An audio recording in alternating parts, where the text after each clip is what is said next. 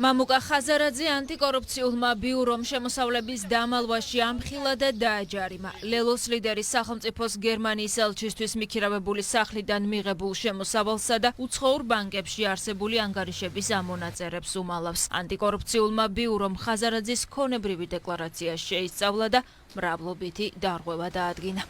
მამუკა ხაზარაძის მიერ ქონებრივი მდგომარეობის დეკლარაციაში არ არის ასახული სრულყოფილი მონაცემები, მათ შორის მის მეუღლესა და გერმანიის ფედერაციულ რესპუბლიკის საელჩოს შორის გაფორმებული უძრავი ქონების იჯარის ხელშეკრულება.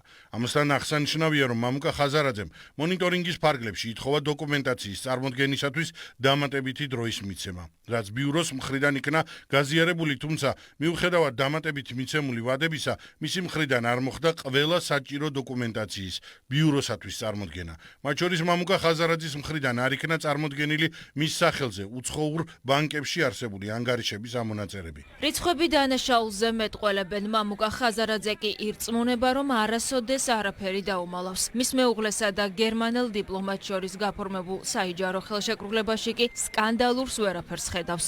ამბობს, რომ ეს ჩვეულებრივი ამბავია. არაზროს ჩემ ცხოვრებაში არაფერი არ დამიმალავს. ჩვენ თვითონ აღმოვაჩინეთ სხვათა შორის ეს ტექნიკური ჩემ მეუღლეზე გაფორმებული ესე ვთქვათ ქონების გადასახადი. იმავე მომენტში თანხა იქნა გადახდილი დეკლარაციის შევსებაზე 2000 ლარი დამაჯარიმეს. ეს არის კიდევ ერთი მცდელობა, რომ მილიონებს რო იპარავენ ბიძინა ივანიშვილის მინისტრები. უნდათ რომ 2000 ლარიანი ჯარიმით გადაფარონ. ქართული ოცნება კი სახელმწიფოსთვის დამალულ თანხებში სწორედ პოლიტიკურ მოტივს ხედავს. მმართველი გუნდის თქმით, ხაზარაძეს პეტერ ფიშერთან საიჯარო თანამშრომლობის საჯაროობა არ სურდა.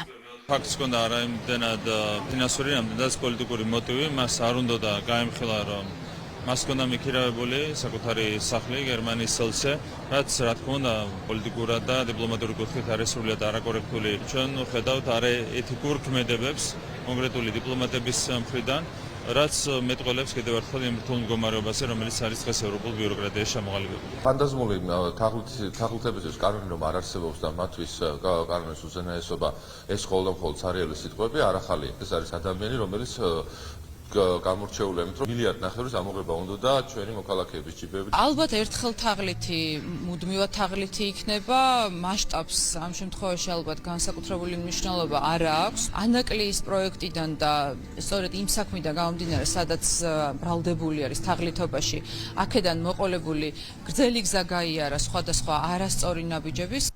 დავით რე პეტერ ფიშერის ნაქირავების სახლის სამართლებრივი და პოლიტიკური შეფასებების თემა ფიშერი საქართველოში დაბრუნდა. გერმანიის საგარეო საქმეთა სამინისტრომ ელჩი კონსულტაციებისთვის 19 ოქტომბერს გაიწვია.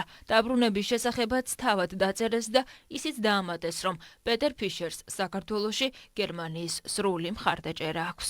ჩვენი მიზანი რა არის ნებისმიერ ელჩთან ურთიერთობაში? რომ ელჩი იყოს ხიდი ხალხებსა და სახელმწიფოებს და მთავრობებს შორის ურთიერთობისა. თუ იგი ამ ასე ვთქვათ კონსულტაციების შემდეგ ამ პოლიტიკის და ამ პრაქტიკის გატარების მიზნით ჩამოდის, რა თქმა უნდა, ჩვენთვის სახელს და გვარს არ აქვს მნიშვნელობა, ჩვენთვის მნიშვნელობა აქვს შინაარსი. ხაზარაძის გაქირავებული სახლის ამბავი მხოლოდ ქართული საზოგადოებისთვის არ დაუმალავთ. გერმანიის მთავრობამ ეს გერმანელ კანონმდებლებსაც დაუმალა.